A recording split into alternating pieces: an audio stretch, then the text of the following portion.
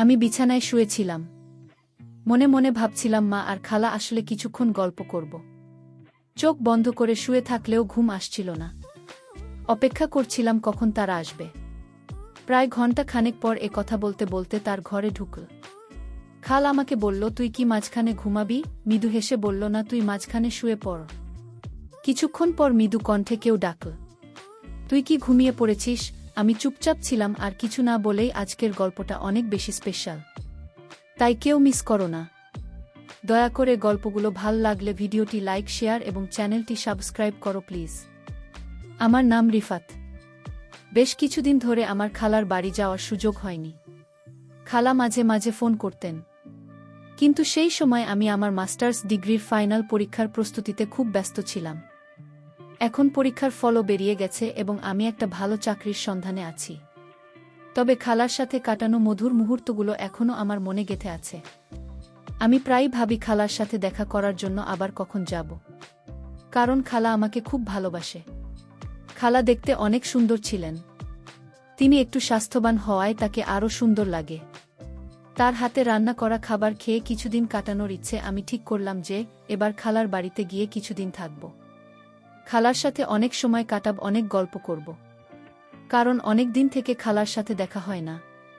অবশেষে আমার ইচ্ছা পূরণ হলো। একদিন আমার খালা ফোন করলেন, আমাকে বললেন, তুমি আর রিফাত 5 দিনের জন্য আমাদের এখানে চলে এসো। তোমার জামাই জি 7 দিনের জন্য শহরের বাইরে যাচ্ছেন। অনেক দিন থেকে তোমাদের সাথে দেখা হয় না। এই সুযোগে আমরা কয়েকটা দিন মজা করে কাটাতে পারব। কালকেই চলে এসো, আমি অপেক্ষা করছি না। ফোন স্পিকারে রেখেছিলেন যাতে আমি কথাগুলো শুনতে পারি। আমার মায়ের নাম শিরিন আর খালার নাম জেরিন। সব কথা শুনে মা বললেন, ঠিক আছে, যেদিন আমরা কালকে আসছি। এরপর মা ফোনটা রেখে দিলেন। ফেব্রুয়ারি মাসে ছিল, তাই বেশ ঠান্ডা পড়ছিল। মা বললেন, রিফাত, আমরা সকাল 12টার দিকে বের হব যাতে ঠান্ডা একটু কম লাগে। তবে আমরা বাইকে যাব। আমি মাকে হ্যাঁ বলে দিলাম। এরপর মা বললেন, আমি আমাদের দুজনের কাপড় গুছিয়ে নিচ্ছি। তারপর মা তার ঘরে চলে গেলেন। আমি আমার ঘরে গিয়ে বিছানায় শুয়ে পড়লাম। বিছানায় শুয়ে ভাবছিলাম, যদি খালা মাকে সব কিছু বলে দেয় আগের দিনের কথা, তাহলে কি হবে? আর যদি মায়ের সামনে খালা আমার সাথে কোনো কিছু করে, তাহলে পরিস্থিতি কেমন হবে? এই সব ভাবনা ভাবতে ভাবতে কখন যে ঘুমিয়ে পড়লাম বুঝতেই পারলাম না। কারণ খালা আমার বন্ধু মতো ছিল। তিনি আমার সাথে অনেক ফ্রি থাকত। পরের দিন আমি আর মা সকালবেলায় চা নাশতা সেরে তৈরি হয়ে গেলাম। ঠিক 12টা বাজে আমরা বাইক নিয়ে রওনা হলাম খেলার গ্রামের দিকে। গ্রামের রাস্তা 3 ঘন্টা ছিল। আমরা দুজনেই নিজের চিন্তায় মগ্ন ছিলাম। শহরের সীমানা ছাড়ানোর পর কাঁচা রাস্তা শুরু হলো। বাইকের পিছনের সিটটা একটু উঁচু থাকায় মা বারবার আমার সাথে ধাক্কা খাচ্ছিলেন। আমি মাকে বললাম, ভয় পেও না। মা আমাকে শক্ত করে ধরে রাখো। মায়ের বাইকে চড়ার অভ্যাস কম, তাই মা এক হাতে আমার কাঁধ শক্ত করে ধরলেন, আর অন্য হাত দিয়ে আমার পায়ের উপর আঁকড়ে ধরে বসে রইলেন। বাকিটা কাঁচা রাস্তা একটু কাজ ছিল, তাই মা পেছন থেকে আমাকে আঁকড়ে ধরেছিলেন। রাস্তায় প্রচুর গর্ত ছিল, তাই আমি বাইকটা আস্তে চালাচ্ছিলাম। হঠাৎ একবার আমি একটি গর্ত এড়িয়ে চলার চেষ্টা করছিলাম। তখন বাইকের চাকা আর একটি গর্তে পড়ে গেল। আমরা দুজনে একটু উঁচুতে লাফ দিলাম। আমরা গাড়ি থেকে পড়ে গেলাম। মায়ের কোমরে আর পায়ে ব্যথা পেয়েছিল। এক মুহূর্তের মধ্যে এত কিছু ঘটনা আমরা বুঝতে পারলাম না। মা বললেন, কি ভয়ঙ্কর রাস্তাগুলো! মানুষ বাইকে কেমন করে রাস্তায় যাতায়াত করে কে জানে। আমি মাকে বললাম, মা, বৃষ্টির কারণে রাস্তার এই অবস্থা। আর একটু এগোলেই ভাল রাস্তা পাব। মা হেসে বললেন, ভালই হলো। না হলে আমি ভেবেছিলাম তোর খালার বাড়ি পর্যন্ত এরকমই রাস্তা হবে। মনের মধ্যে কিছু প্রশ্ন ঘুরছিল, যেমন নাকি আসলে সব কিছু বুঝেছেন, আর যদি বুঝে থাকেন তাহলে তিনি কেন হাল ছাড়লেন না, বরং আরও শক্ত করে ধরলেন। এসব ভাবতে ভাবতে আমরা গ্রামের কাছে পৌঁছে গেলাম। অবশেষে 3টার দিকে আমরা খালার বাড়িতে পৌঁছে গেলাম। বাইকের শব্দ শুনে খালা উঠোনে এসে হাজির হলেন। আমাদের দেখে তার মুখে খুশির ঝিলিক ফুটল। তিনি তৎক্ষণাৎ মাকে জড়িয়ে ধরলেন। মা তাকে শক্ত করে আলিঙ্গন করলেন। দুজনেই একে অপরের খবরাখবর নিতে ব্যস্ত হয়ে পড়লেন। অনেকদিন পর তাদের দেখা হলো। তারপর মা বাড়ির ভিতরে চলে গেলেন।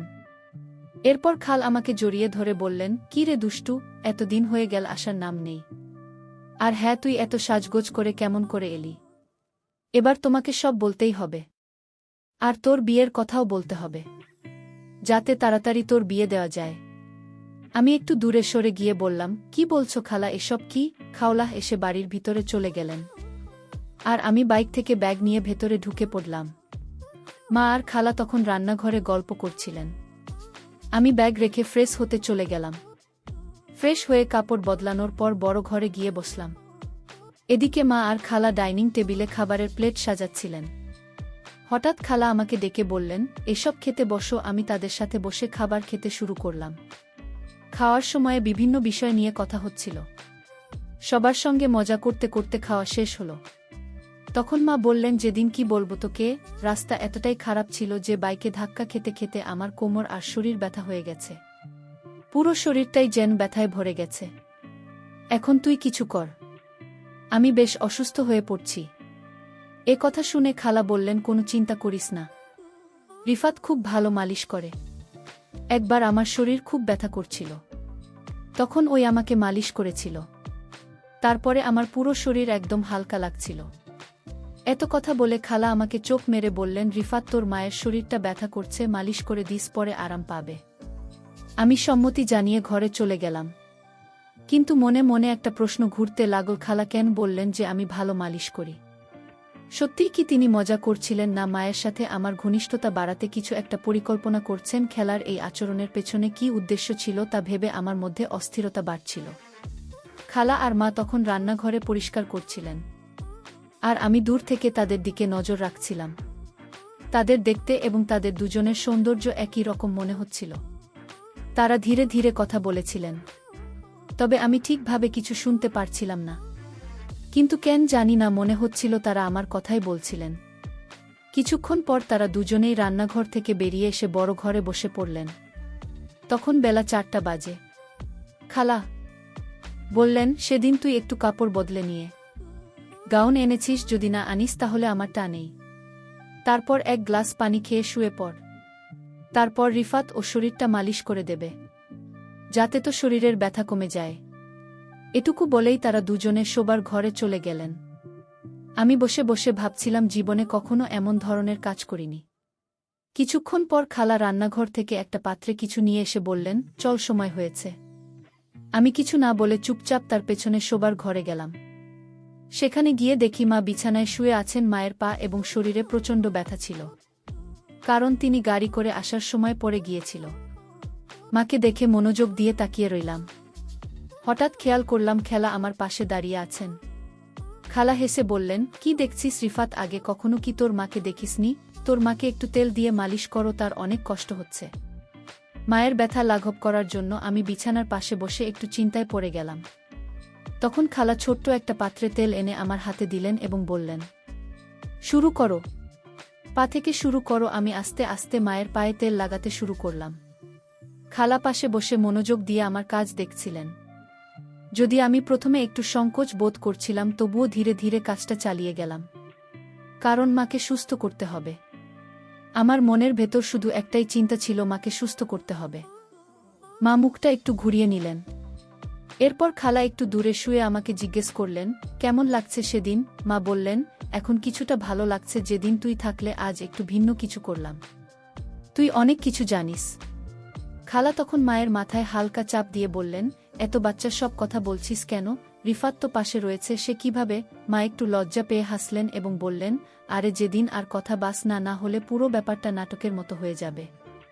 এরপর মা আমাকে বললেন, রিফাত বেশ আরাম হচ্ছে, তাই আর বেশি মালিশ করা লাগবে না। শরীরটা এখন বেশ ভাল লাগছে, মনে হচ্ছে ব্যথা কিছুটা কমে গেছে। তারপরেও আমি আর কিছুক্ষণ মালিশ করে দিলাম। প্রায় আধ ঘন্টা পরে মা শান্ত গলায় বললেন, এবার যথেষ্ট হয়েছে রিফাত, অনেক স্বস্তি লাগছে। আমি উঠে দাঁড়ালাম। তখন মায়ের পাশে দাঁড়িয়েছিলাম। মা হঠাৎ পাশ ফিরে শুয়ে পড়লেন। তখন খালা এসে বললেন, আরে শিরিন, এখনও তো অর্ধেক মালিশ বাকি আছে। মা একটু লজ্জা পেয়ে বললেন, থাক, যে রিফাতের সামনে এটা করতে একটু অস্বস্তি লাগছে। মালিশ শেষ হওয়ার পর মা বেশ ভালো বোধ করতে লাগলেন। আমরা সবাই বাইরে এসে একটু বিশ্রাম নিলাম। এরপর খাল আমাকে ডেকে বললেন, রিফাত, অনেক দিন হয়ে গেল, চোর ভিতরে যায়। আমি রাজি হয়ে ভেতরে গেলাম। যেখানে আমরা সবাই মিলে খেতে বসলাম, খাওয়ার সময় খালা আমাকে জিজ্ঞেস করলেন, তাহলে রিফাত, মায়ের মালিশ করে কেমন লাগল? আমি হেসে বললাম, প্রথমে একটু অস্বস্তি হচ্ছিল, কিন্তু তোমার কথায় সাহস করে করলাম। খালা হেসে বললেন, দেখেছ মা এখন অনেকটা ভালো আছে। আমি বললাম, হ্যাঁ, এটা তোমার কারণেই সম্ভব হয়েছে। খালা হেসে বললেন, তাহলে পরের বারও আরও ভালোভাবে মালিশ করে দিস, যাতে তার ব্যথা দ্রুত সেরে যায়। পারবি তো? আমি মৃদু হেসে বললাম, ঠিক আছে, আমিও চাই যে মা দ্রুত সুস্থ হয়ে উঠুক। খালা তখন শান্ত স্বরে বললেন, চিন্তা করিস না। আমার চোখ হঠাৎ আলমারির আয়নার দিকে চলে গেল। দেখি দরজার কাছে দাঁড়িয়ে আছেন। তবে খালা সেটা খেয়াল করেননি। আমি ভান করলাম যে কিছুই দেখিনি, আবার আয়নার দিকে তাকাতেই দেখি আমাদের দিকে তাকিয়ে আছেন। কিছুক্ষণ পর আবার তাকালাম। মা তখন সেখানেই। খাল আমাকে জিজ্ঞেস করলেন, কি হলো রিফাত? আমি বললাম, মা কিছুক্ষণ আগে এখানে এসে দাঁড়িয়েছিলেন। এটা শুনে খালা হেসে বললেন, দারুণ, তাহলে সব ঠিকঠাক চলছে। এখন সিঁড়ির নিচে আসবে। এরপর আমরা দুজনে উঠে নিজেকে ফ্রেশ করে নিলাম। তখন বিকেল 5টা। আমি আর খালা দুজনেই প্রস্তুত হচ্ছি। আমি বললাম, খালা, আমি একটু বাইরে ঘুরে আসি। খালা বললেন, ঠিক আছে, কিন্তু তার আগে চা বানিয়ে দিই, তারপর যাস। আমরা ঘরে ফিরলাম। তখন দেখি মা ফ্রেশ হয়ে বসে আছেন। খাল আমাকে বললেন, শিরিন বসু, আমি চা বানিয়ে আমি তোমার ভালো লাগবে। এখন আবহাওয়া বেশ ঠান্ডা। মা হেসে বললেন, হ্যাঁ জেরিন, চা বানাও। একটু গরম চা এখন ভালোই হবে। তবে তোমার কি ঠান্ডা লাগে না? মায়ের গলায় একটু মজার সুর ছিল। খালা বুঝে গেলেন না কেন এমন বলছেন, তবে তিনি হাসি দিয়ে উত্তর দিলেন, আরে শিরিন, আমাদের তো ঠান্ডায় অভ্যেস হয়ে গেছে। তোর শহরে কি আর এমন ঠান্ডা হয়? ঠিক আছে, আমি চা বানিয়ে আনি। তারপর খালা রান্নাঘরে গিয়ে চা বানিয়ে আনলেন। আর আমরা তিনজনে একসঙ্গে বসে চা খেলাম। চা খাওয়ার পর আমি বললাম, মা, আমি একটু বাইরে ঘুরতে যাচ্ছি। মা বললেন, হ্যাঁ যা, একটু ঘুরে আয়, তোর ও হয়তো গরম লাগছে। তবে বেশি দেরি করিস না, তাড়াতাড়ি ফিরে আয়। আমি মাথা নেড়ে বাইরে বেরিয়ে গেলাম। হাতে হাতে নদীর ধারে চলে গেলাম। মনটা একদম শান্ত হয়ে গেল। একটা সুন্দর, শান্তিপূর্ণ প্রাকৃতিক পরিবেশে বসেছিলাম। ঠান্ডা বাতাস আমার শরীরে লাগছিল। আর আমি নানা বিষয়ে চিন্তা করছিলাম। কিছুদিন আগের ঘটনাগুলো ভাবছিলাম। খালা আর আমি যা কিছু কথা শেয়ার করেছি হয়তো বা কিছু জানে, কিন্তু মা কিছু বলেনি। সবকিছু জেনে স্বাভাবিকভাবেই চলছিল। মাথায় একের পর এক প্রশ্ন ঘুরছিল, মা কি সত্যিই কিছু টের পেয়েছে, নাকি সব কিছু ঠিক আছে? ভাবছে এইসব চিন্তা নিয়ে কিছুক্ষণ বসে থাকার পর আমি উঠে দাঁড়ালাম।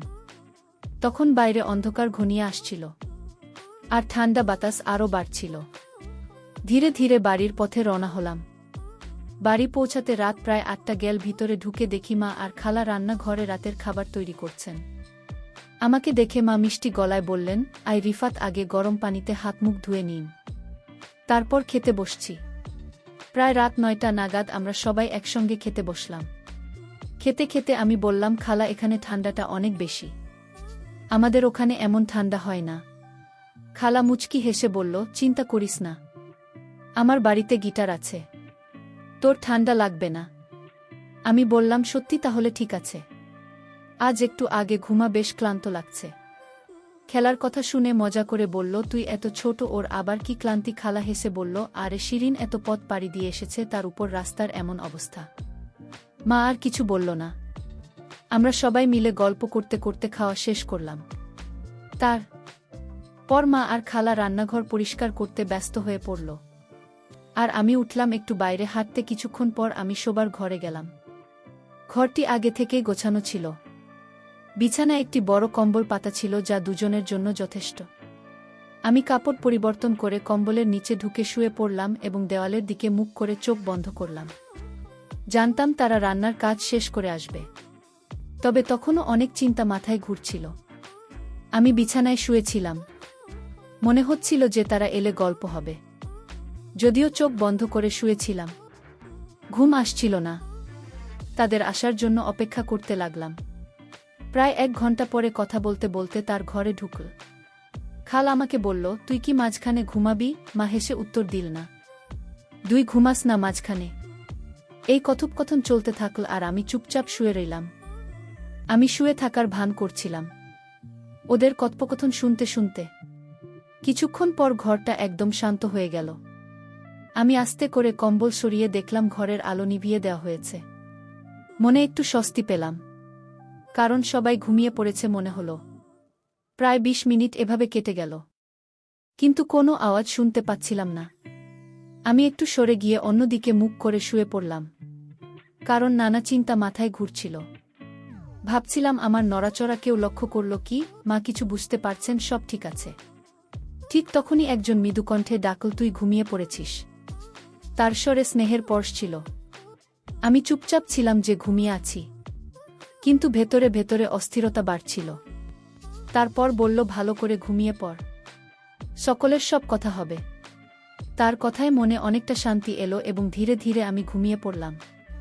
ঠিক তখন মা বললেন, এখন ঘুমিয়ে পড়, রাত অনেক হয়েছে। তার গলায় ক্লান্তির সুর ছিল। সবাই নিজের জায়গায় ফিরে গিয়ে শুয়ে পড়ল। মায়ের কণ্ঠে এমন কিছু ছিল যা আমাকে মানসিকভাবে শান্ত করেছিল। কিছুক্ষণ শুয়ে থেকে অবশেষে ঘুমিয়ে পড়লাম। সকালে ঘুম ভেঙে দেখি মা আগে উঠেছেন, তিনি রান্নাঘরে চা তৈরি করছিলেন, আর পাশে খালা বসেছিলেন। ঘরের পরিবেশটা একটু অন্যরকম লাগছিল। মা আমাকে দেখে মৃদু হেসে বললেন, চা খাবে? আমি মাথা নেড়ে সম্মতি জানালাম। তার হাসিতে ছিল অভিজ্ঞতা ও মমতা, যান তিনি পুরো পরিস্থিতি বুঝে শান্তভাবে সবকিছু সামলাচ্ছেন। আমরা বেশ কয়েকদিন খালার বাড়িতে থাকলাম। খালার সাথে আমি আর মা অনেক হাসি ঠাট্টার মধ্যে দিন কাটিয়েছিলাম। অনেক জায়গায় ঘুরতে গিয়েছিলাম।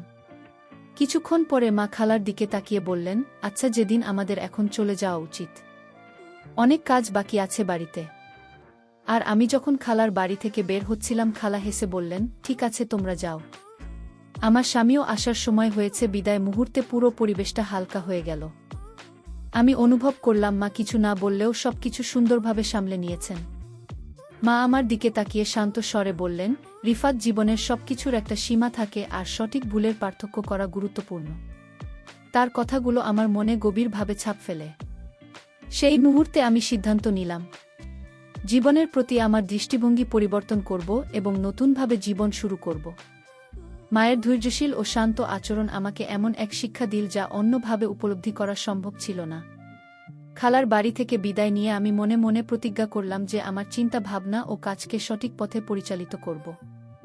মায়ের স্নেহ, তার মনের গভীরতা এবং তার বলিষ্ঠ চিন্তাশক্তি আমাকে জীবনের নতুন দিশা দেখিয়েছে।